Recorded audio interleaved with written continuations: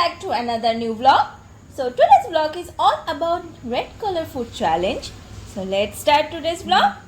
দিনটা শুরু করলাম এক কাপ গরম গরম লাল চা দিয়ে। লাল চা ফিনিশ করে লা লা লা লা লা লা লা লা লা লা লা লা লা লা লা করতে করতে ব্রেকফাস্টে আনতে চলে গেলাম। আর ব্রেকফাস্টে ছিল লাল লাল লুচি আর তরকারি। তারপর কিছু এডিটিংয়ের কাজ ছিল, সেটা কমপ্লিট করে স্নান সেরে চলে এলাম লাঞ্চ করতে।